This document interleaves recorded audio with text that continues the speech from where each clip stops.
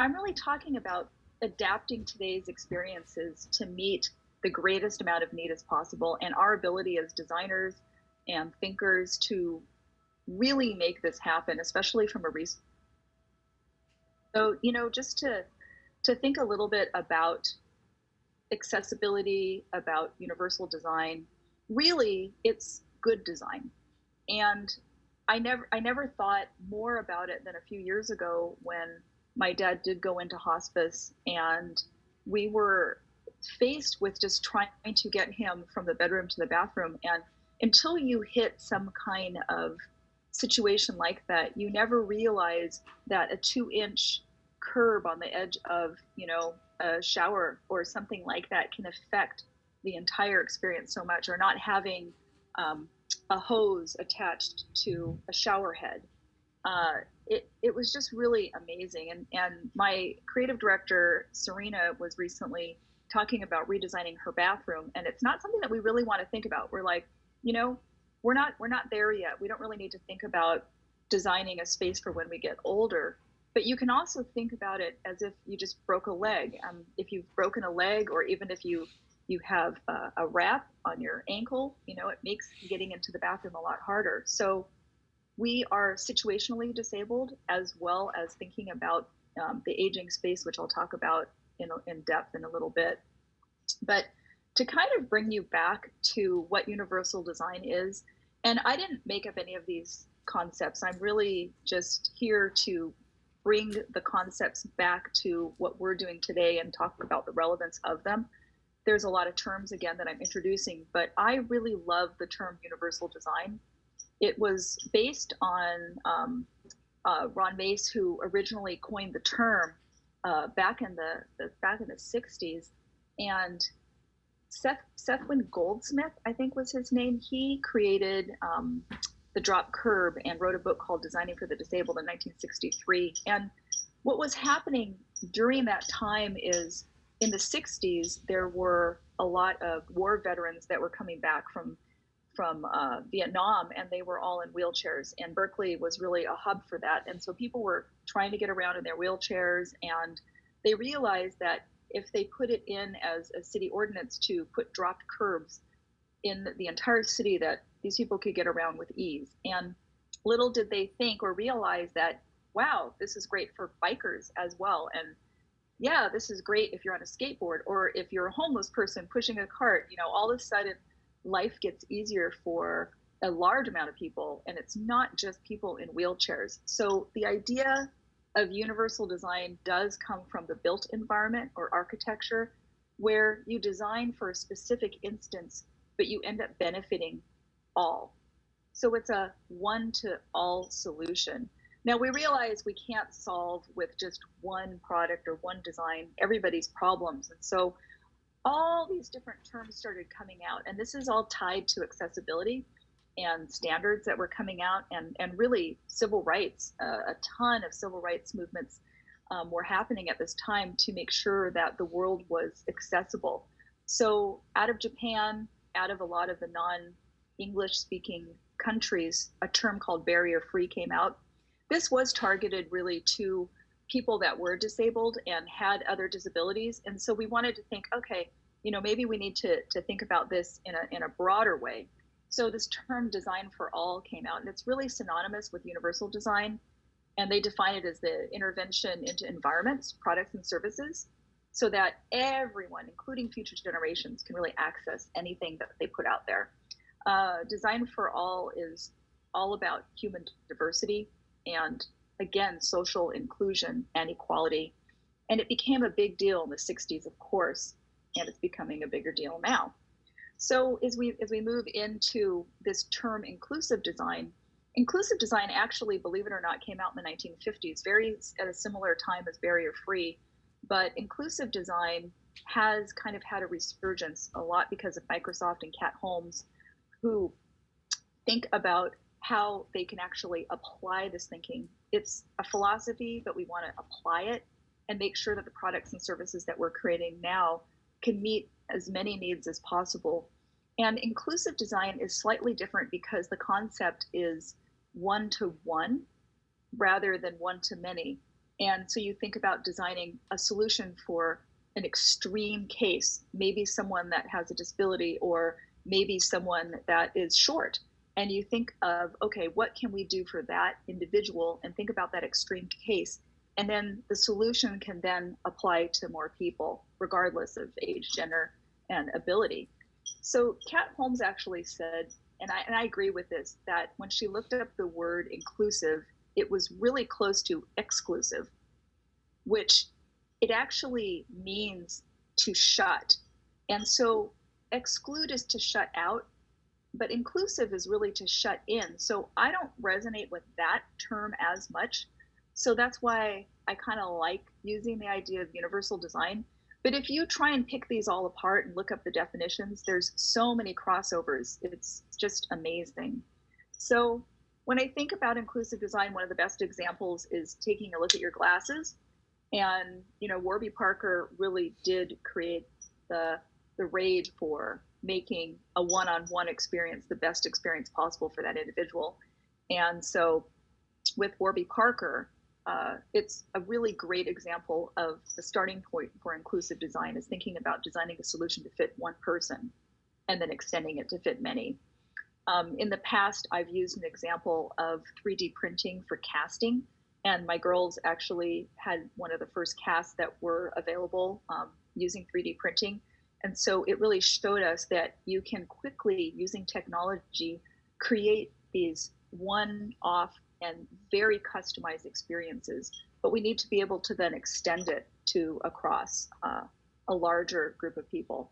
So I created this diagram, which is kind of all over the place, but the idea is to think about adaptive experiences across the spectrum. And if we look at it, we see at the bottom, we talk about web over here, apps, product, and environments as we move over. And so environments is definitely in there. And in today's world, we are not just designing one experience. It really does cross over into different contexts and different places, and different experiences happen. So it's not just located on one device or on one screen. And as we move from the bottom up, I put practice, principles, philosophy, because you got to make everything start with P, but really it's about putting this into practice. And universal design, just to be clear, is a philosophy. Some people say it's a process, but it really isn't a process the way we know process. Inclusive design gets closer because Kat Holmes and Microsoft and Google and a lot of organizations are really starting inclusive design efforts within their organizations at an enterprise level, and they're putting it into all of their products and services. But really what we get down to in a process world is what we've been doing all along, which is great UX design. So barrier free kind of fits in there as well, but again, it's a little bit more towards environment. And I just peppered in a little bit about this Section 508 compliance that came out in 1998. That was a big deal to make the web more accessible. ADA accessibility standards were redone in 2010, and that launched over into products. And we really did we are rather continuing to migrate accessibility standards so that we're meeting the greatest needs possible. But some of the things still aren't accessible, and I'll talk about that as we go through today's pre-sale. So, Japan, I'm Japanese American, fourth generation, and the only thing I can really say is Nihongo wakarimasu, which means I don't speak Japanese, but I am definitely, see, that's my rice cooker going off in the background. That is so funny. I guess someone made rice. So that's the Japanese devices. They sing when you get something done. But in Japan, 1 in 4 people are 65 years of age or older, and the aging population is quickly overtaking the country. And I think in 2018, it was the first year that fewer births were recorded than deaths. And also, it was under 1 million for the first time since the census started in the late 1800s. And if you think about the market for incontinence, basically, Japan, they have choi more, which is little dribble. They were trying to make light of it. There's a $9 billion market that's almost doubled. It's doubled in the last 10 years, and it is expected to be close to 16 billion by 2024. So it is just quickly going up.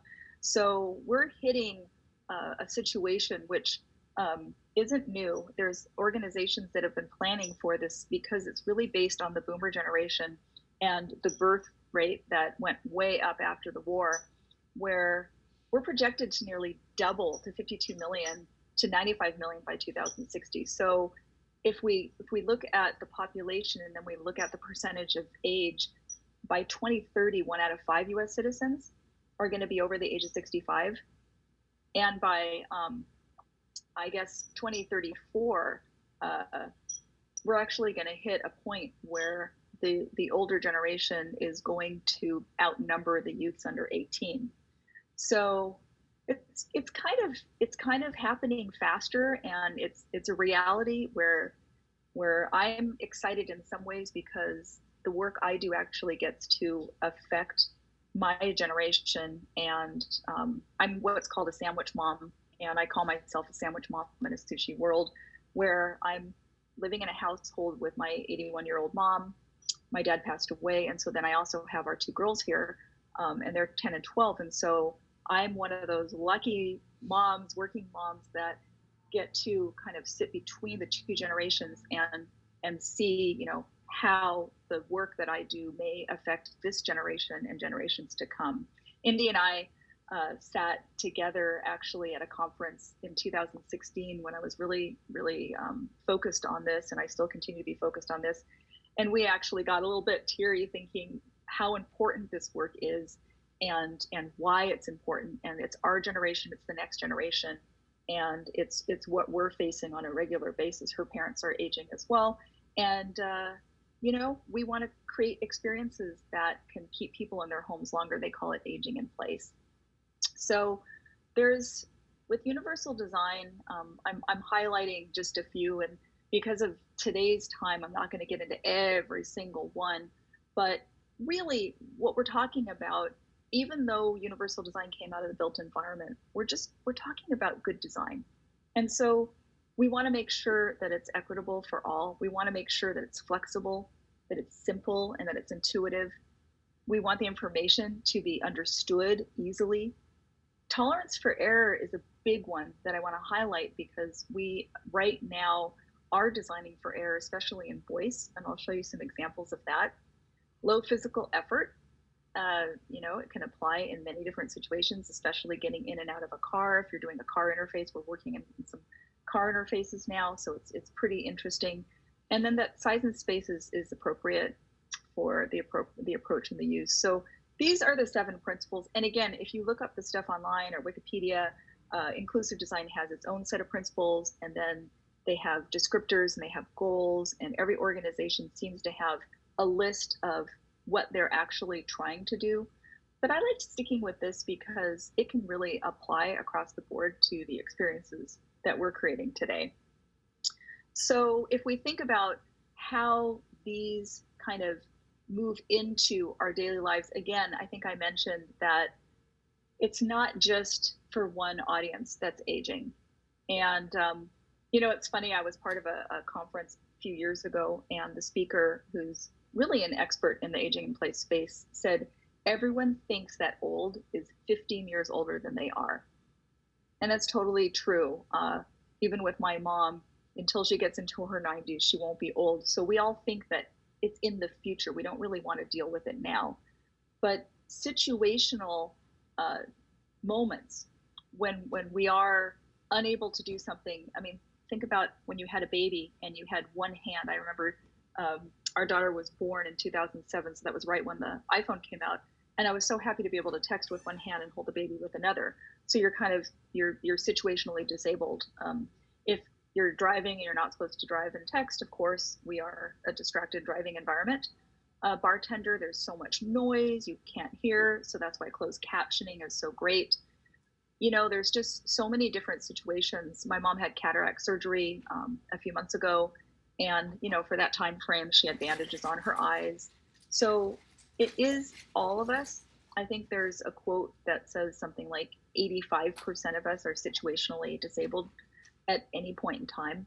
And so I think we want to design for our world and the world that we live in today. This is called the persona spectrum, and it's taken from the Microsoft inclusion toolkit, which I'll link to at the end of this presentation. Fantastic set of resources, PDFs, videos. I highly recommend taking your team, taking some time during the containment and really diving into inclusion and what it is and how we can at least bring this awareness to light. So the thing I want to talk to you today, which is the piece of the process that I really bring to the table, is understanding how research kind of dives in. And Indy talked a lot about the emotional aspect, building the empathy. And although it doesn't feel as tangible, it feels a little gray, a little mushy. We really want to get into the lives and the thinking and the thoughts of people as they go through these experiences to better understand how we can serve their needs. I have talked a lot about just research, and I love research, and I'm one of the few researchers that will, happily receive quant. I want to be able to take this, quant process, put it into patterns. And so I'm not afraid to look at all different types of research as we go through this process. But I realize that there's so many things that people are unaware of. If we ask them a question, they wouldn't really be able to articulate why they feel that way. So it's really important that we think about the stories and the emotions that come from field studies or ethnography. I'm going to be speaking on remote ethnography soon at another conference, and we've done a lot of what diary studies are. It doesn't have to be a full-on diary study. It can also just be a slightly different approach to remote research. But what we're trying to get is an understanding of how people live and get out of assumptions, get out of data, get out of logic, and move into a slightly different world. And I think it's really important to honor the what, but really get to the why. So, it's fine to have unmoderated testing, I guess. I haven't done it. I found moderated testing to be so much more beneficial. I am personally not a fan of focus groups. There's always that one person that overshadows everybody else. I was recently on kind of a social experiment call with Mona Patel, who has a company, Motivate Design, in New York. And I was one of maybe 10 people that were on the call, and I didn't feel comfortable saying what I wanted to say because it was different than what everyone else was saying. And I realized more and more why one-on-one research, even if it's remote or over the phone, if we can't do contextual research right now, why it's so important. And the only exception I will make is what I call a triad or a duo, where you get 2 people that know each other or 3 people that know each other, and you get past that feeling of saying something stupid, and you can have a really great conversation that might be generative in nature. And if we do co-creation that way remotely, it works out really well. So having people that know each other works just fine. So anyway, on the what, we have sentiment analysis, analytics, always great as a starting point. Like, why is this pattern happening? What does this mean? And then we get to the why, where we get to home interviews, follow-alongs, diary studies. And I think it's important to observe at a certain level, but I completely get it that we don't have unlimited time and budget to go through that observation process. So there are some pretty quick ways that you can actually go through doing remote research and gain a better understanding. One of the things that I've done recently with kind of the aging population is have caretakers conduct interviews for me in person and use WhatsApp to send me the details. Or if the technology is difficult for someone to use, I have a family member kind of assist in the process. Maybe they're younger, maybe they're a little more fluid with the technology, but it does make it easier to have someone that's actually there. And so with caretakers and things like that, I do think you can pay them for their time. They appreciate it. It's kind of a fun exercise. And when I'm doing that, I use WhatsApp, and that seems to work out really well. So inclusive design, I mentioned that there was a lot of different lists of things, but the thing about inclusive design that is great is it's about how it fits: body fit, comfort, awareness, integration, cultural appropriateness. So we're really thinking a little bit more about how it feels on your body, how it fits into your lifestyle, how you can use it. And again, mixing up all these terms, the main idea is that we're looking at a diverse way that your product or service can work, how you can be aware of people with a wide range of abilities. So really thinking about ability, not disability, but ability. What are the different abilities that I have? How can I think about creating a diverse way for people to participate and keep it extremely simple? So I'm going to skip over that slide because I already showed you that. But I want to talk a little bit about what I consider to be our new UX toolkit. And UX, CX, service design, there's so many different groups that are out there and communities and approaches. So I will stay with my UX because I started there and I love the field, but really this can apply, of course, across multiple fields.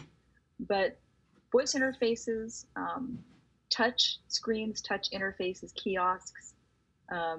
We're working on a touch interface, right now for in-car experience, and there's just different ways of thinking about that.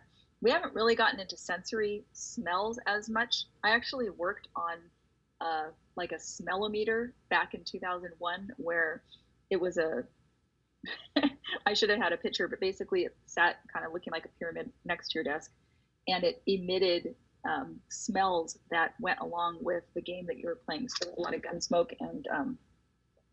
and bullet smells and all kinds of things. But I remember thinking, okay, that's not going to go far, and it didn't. So we haven't quite gotten to smell yet, but we are looking at vision in different ways, really to go through that process. And so the new UX toolkit is a sensory reality, and I want to start with voice, because voice is the most accessible and prevalent, and today, this is what's here today, kind of interface modality that we as designers deal with and continue to deal with. And it's estimated that 62 million people have some kind of impairment. They have voice interfaces that are available on hundreds and hundreds, if not every device. As you probably have seen over time, voice recognition and AI enhanced recognition has gotten better and better. And I remember a friend of mine that worked at Microsoft, he actually locked his jaw because he was using, I know what happened. First, he lost the use of his hands because he was on his computer so much. So he got the kind of carpal tunnel where he actually couldn't use his hands anymore and he had to have a brace. So then he started using voice to do the commands on his computer. And he would have to say click, click, click over and over and over again for every time he would hit return, every time he would click a mouse. And it actually locked his jaw. And I remember thinking, wow, I can't wait for a moment where it's a more fluid and the ability for transcription, for instance, is accurate. And it's happening. It's happening. Even this morning, I discovered a new feature on, like I talk and all of a sudden it appears on the screen. I'm not going to do it right now because I'll probably mess it up, but it was shocking and I had no idea. And I actually didn't know that it was recording me. It was a little bit disturbing from a privacy perspective, but those types of assistive scenarios are now available in hidden ways across just a number of platforms today. So when we look at voice, and we've done a few voice interfaces, and I won't get into the definition of all the different nuances, and there's conversational voice, there's voice UI, there's chat-based, there's just voice interaction where you do commands. And there's some that you actually have to watch because it's a chat-based feature. But really what we're looking at is creating a comfortable environment where people are informed, following against, again, best practices where they can actually, talk and not go, okay, now I am speaking. You talk in a natural voice. You can correct if needed.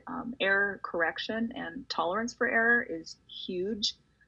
There's a video that I'm not going to show, but one of my designers sent it to me, my creative director, and it's the Saturday Night Live take on Alexa, where you've got to use it and be able to use it for the older generation who can't hear. Anyway, it's hilarious. It was something that you can look up. I'll link to it at the end of the pre-show. But the point is that there has to be a lot of tolerance for error. And we worked on kind of designing flows. And again, it's been so amazing to work in chat-based experiences or voice-based UI, because we're thinking about path flows in a completely different way. So this is just a simple a snippet for a low confidence flow. And we have high confidence also. And low confidence, there's a lot more directional areas and tolerance for error and error messaging and recovery if it's a low confidence situation. And this was done for a banking app. And I think this was a few years ago. So I would say that the confidence level is just continuing to rise for voice UI, and we're not repeating ourselves over and over and over again. But as it evolves, so will our ability to interface with it from a designer perspective and create path flows and sitemaps and screens and really show like what that experience looks like. So this is another voice app that we designed and we were working on. And this one just records your voice, but it says like, hey, move to a quieter place or use a headset if it's not coming through correctly. It says try and speak louder so that, you know, she can hear your voice. It's a she. We toyed with gender and voice. And the other thing that I'm not getting into it all, but that became really important is looking at the tone of literal voice in the conversation. Was it, if it's a medical app, is it a doctor speaking to you and that's the way the language is written? Is it a friend speaking to you and encouraging you? How formal is the content that you're actually creating? And, you know, content's always king, content's always late, but it's really important to look at the language, and it tends to be more informal. I see on chats these days. I'm trying out a few different chats for medical and social and in different spaces, and that conversational design is really taking a level up, and it's fantastic to see it evolve.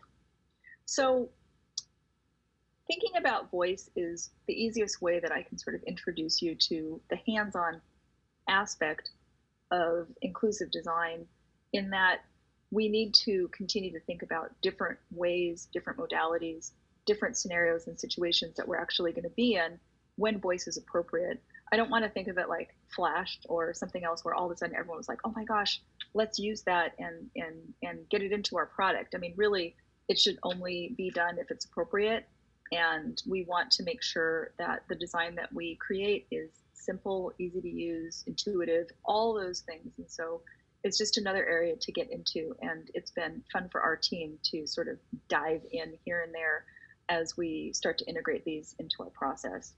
So now I'm going to just talk about, I'm kind of flipping through things a little bit quickly, but I'm already a little over time, I think. So I'm going to go through this, but you know, the social etiquette of moderation, there's a lot about this, but we actually work with Lighthouse for the Blind, and for 3 years we worked on an assistive device. It was a device that IDEO actually designed, and it was a Toyota product, and it went around your neck. And what we did was spend 3 years looking at testing, working with people that were, we found out, low vision. It's not blind, it's low vision. There are people who are 100% blind, but there are people, a number of individuals with low vision who, when it gets dark, they have a hard time seeing. A lot of them do have seeing eye dogs or canes, but they have some vision. And so one of the things that was really interesting in working with the Lighthouse for the Blind, and I'm still in touch with people there, we just met some amazing folks, but it was the etiquette. So we started out, and she brought us through, the person that was the head, who was also low vision. But she brought us in and she said, okay, we're just going to run through it. So you definitely address someone, you know, directly. You say low vision is the proper term. You can say blind if they're blind, but it's really a range. You do offer your arm, and instead of grabbing someone's arm, you say, my arm is out to your left. Would you like me to walk you down the hallway? So you can definitely offer your arm. With the individuals that had dogs, you aren't supposed to go pet the dogs and everything. These are working dogs, and And it was just an amazing experience, to learn how to act. I mean, we just really didn't know. It's sort of like when you walk into someone's house. I forget who brought this up at a research conference, but wear clean socks because usually you'll have to take off your shoes. Be aware of foot odor, things like that. So there's kind of this etiquette that happens when you go into someone's world, into their environment, that you need to be aware of. So the etiquette about even talking about people with disabilities, I think, you just need to understand what terms are appropriate and not. And right now, and this week and last week, I mean, it's been, you're double thinking yourself, you're overthinking the words that you say when you speak to people of different races.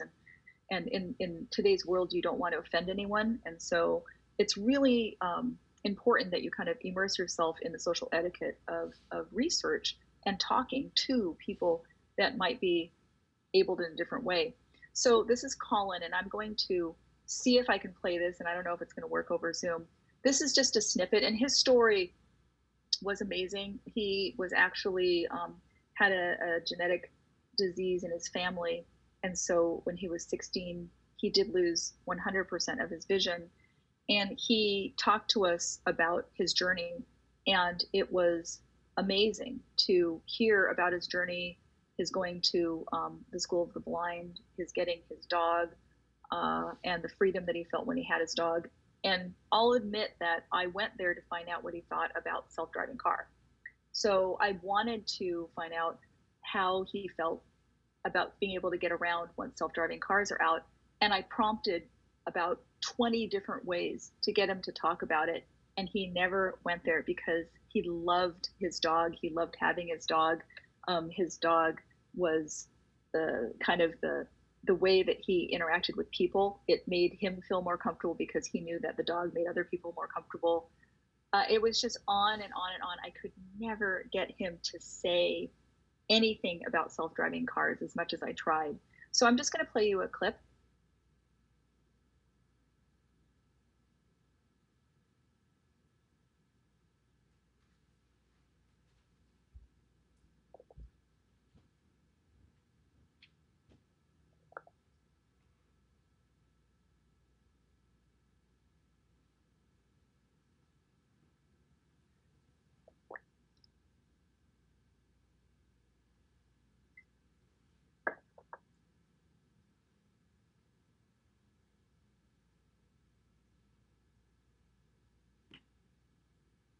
So that's Colin, and he can't use Snapchat. And I don't know if Snapchat's fixed their interface since we did this interview, which was a few years ago.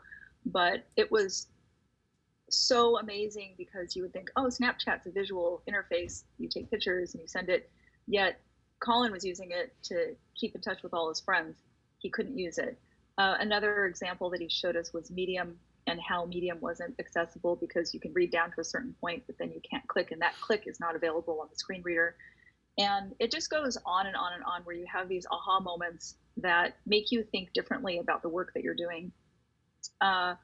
Recently, I was on a podcast for assistive technologies. Ryan Fleury and I were on a call, and he is low vision or legally blind. I don't remember, but he was talking about how this descriptive captioning was so important for people who wanted to watch TV and wanted to go through all the most popular TV shows, but not all of them are descriptive captioning. It's different than closed captioning. It's descriptive. And Netflix had done some of the best job in creating, this descriptive captioning for hundreds and hundreds of their shows. But I think something like season 4 of Game of Thrones, it wasn't Game of Thrones, but season 4 didn't all of a sudden have this descriptive captioning. And then the thing that was the kicker is that Ryan has no access to any of the English versions of this closed captioning or the descriptive captioning, and because he's in Canada, and the last I remember they spoke English there. So it was just something for companies to be more and more of aware, low-hanging fruit, to allow a greater number of viewers and people that really want to consume the same information as we do on a regular basis, that may have difficulty hearing, may have difficulty seeing. So anyway, just something to think about. And I'll just finish up with talking about, this is an empathy map. Indy talked about empathy and understanding, from a more of a mental model, a task-based experience. But we really found out that when people are going through this process, they have a denial stage. And then in the end, they realize, okay, this is what I need to do. I need to deal with it. And so through that process, we kind of were able to do this emotional segmentation of worried, apathetic, frustrated, or optimistic. And these are sort of the groups that we're designing for as well. We want to create comfort. We want to make sure that we can retain optimism through an experience. And one of the best ways to design and to think about designing in this space is by embracing the constraints that we have. Some of the best designs come out of limited ability. And I was reminded about the 5K competition back in 2000. I think it ran until 2008. And Jeffrey Zeldman used to say, okay, this is some of the most creative design I've ever seen. And I couldn't get screenshots because all of the sites were down. But basically, your entire website had to come in at 5K or less. And what could you do? And this is back in 2000. People had art galleries. They had furniture stores with a shopping cart. People were shaving down their code. It was some of the most creative work that I've ever seen amidst the greatest constraint possible. And there's toolkits that are available. There's a car company that went through a redesign. I think it was the Ford Focus. I couldn't find a lot of information online, but I heard this anecdotally, that the head, the art director, actually had his designers put on glasses to mimic different kinds of color blindness. And so understanding how to simulate a different kind of experience. This is a toolkit, an inclusive design toolkit that's available through Cambridge. I don't know if it's still available. This was 2011. But I think the idea here is to, think about, again, experiencing buttons, touch screens, things like that in a different way. We just need to understand the constraints. We need to understand needs, behaviors, and constraints. And I'm just leaving you with this, if you can spend a day, even virtually, see through a different lens, spend a day with someone that has different abilities than maybe your core audience. Include a different range, a broader range of age and ability. And so many times when we're doing research, we have this cutoff at 45 or something like that. And I think more and more we want to get into the elderly population. Not only do they want to participate in research and answer questions and give us their thoughts, but really it is a new demographic and a target market for so many companies. And then, at a default after today's session, if you can just go to Chrome and, go in and download all the accessibility extensions. We relaunched our site, and I was talking to Ryan Fleury at the at Bandar Accessible podcast, and he actually emailed me and just kind of railed me, said, your site is not accessible. I don't even know what's happening. And I went back to my team. I was like, oh my gosh, because we didn't think, our site isn't a commercial site, and then I downloaded an app, an extension rather, on Chrome, and I could see what the screen reader saw, and it just really changed the way that I thought about our design.